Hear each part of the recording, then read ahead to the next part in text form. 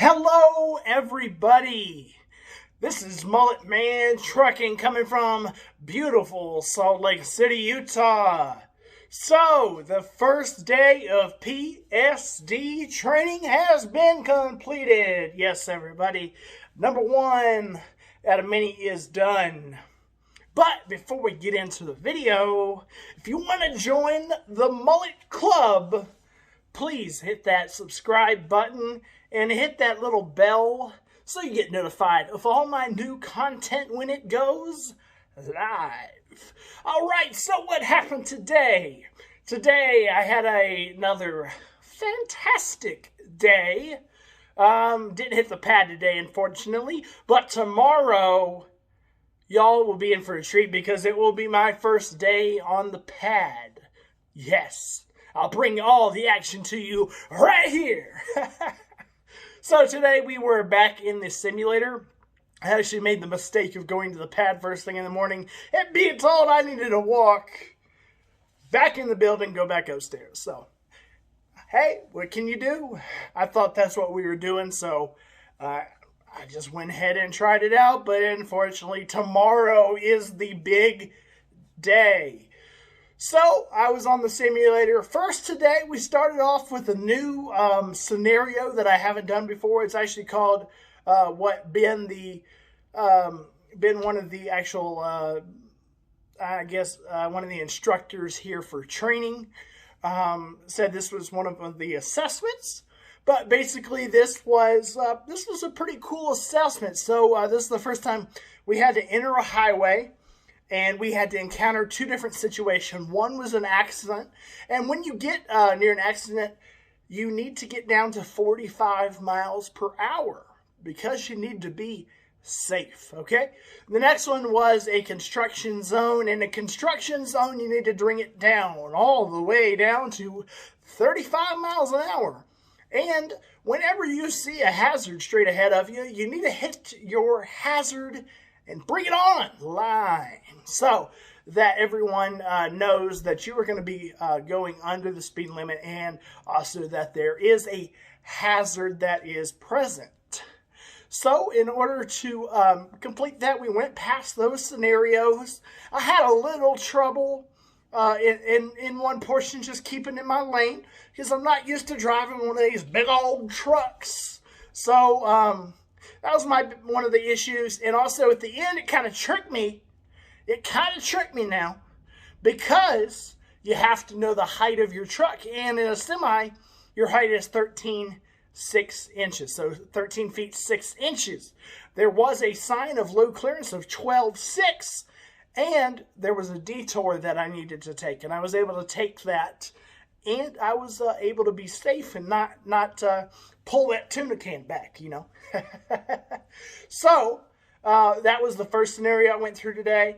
The next scenario was winter driving. Actually, the same one I did yesterday, but we got new information because we weren't told that in order to stay safe when there's winter conditions, and there was some high winds as well that was introduced, that you want to force down shifts and up shifts. In order to do that, it's actually pretty simple. You just have to be going a slow speed, and then you can either hit down or you can hit up on the actual gear selection shifter. Because like in a normal car, you know, you got your gear shift. But here, with this automatic and these Freightliners, you have just like a like a column shifter almost.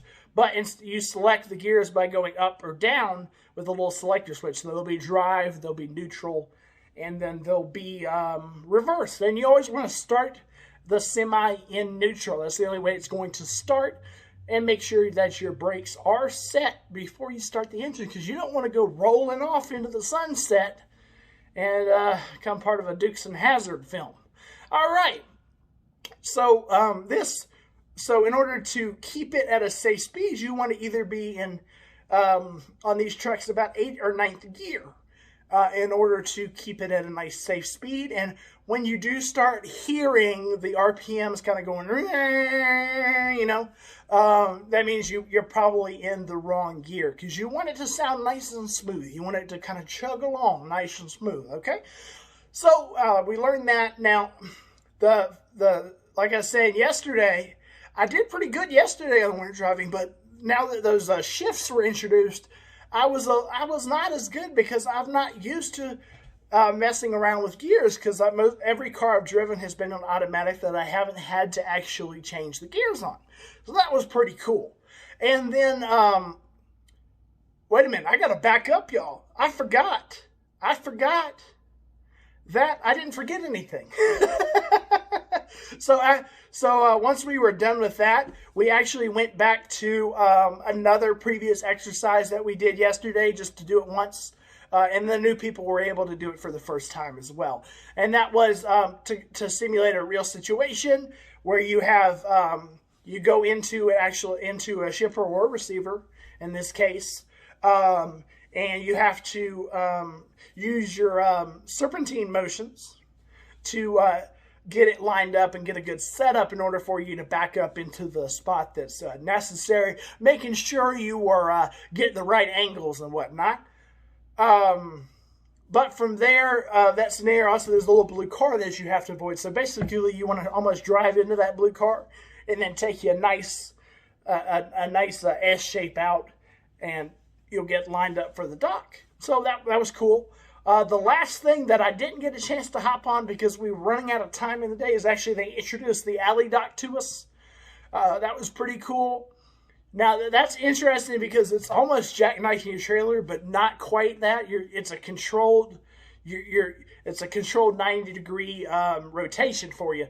So what you will do is you'll say, for this scenario, there's two trucks that are aligned like this, and you're going, the trucks are here, so you're going straight ahead for a little bit until you get to a specific point, and then what you're going to do is crank the wheel.